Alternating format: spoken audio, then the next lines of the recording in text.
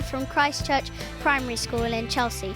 I'm going to share with you some interesting people and places found in Chelsea along the Thames path between Albert Bridge and Chelsea Physic Garden.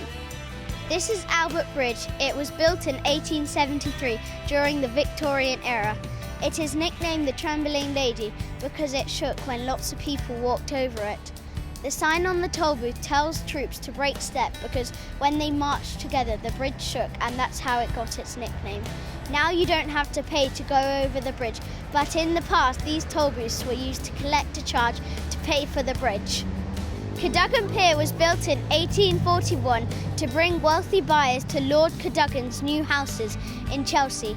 They would arrive by boat as that was the most convenient form of transport for Victorians.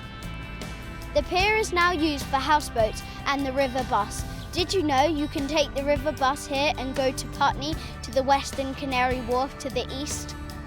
Sir Joseph Bazalgette designed the embankment and it was opened in 1874. It was designed to provide London with a modern sewage system after the Great Stink in 1853. It brought many positive changes to the area. The river is now cleaner, doesn't flood so easily, and it provides a wide path to enjoy walking and cycling along the river. Cheyne Mews is famous because King Henry VIII and Princess Elizabeth lived here in Chelsea Manor House. The manor house was demolished in 1753, but part of the old garden still lies beyond the end wall of Chelsea Mews. It contains mulberry trees planted by Queen Elizabeth I. Other famous people and influential people lived here, like Sir Hans Sloane. Cheyne Walk takes its name from Lord Cheyne, who owned the manor of Chelsea until 1712.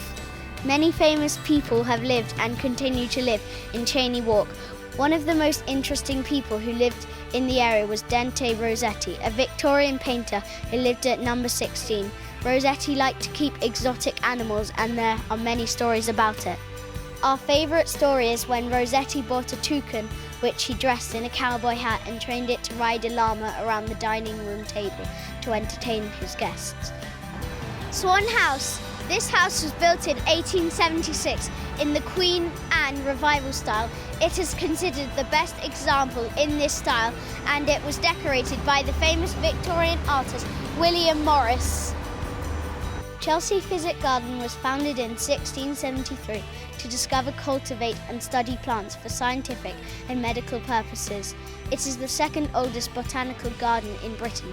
It contains hundreds of plants from all around the world, from medical plants to carnivorous ones and ferns. Sir Hans Sloane is considered the garden's saviour, and thanks to him, the garden only pays £5 a year in rent. The garden has had a wide impact in our country and around the world. We talked to Michael Holland, the education officer at the garden, who told us more.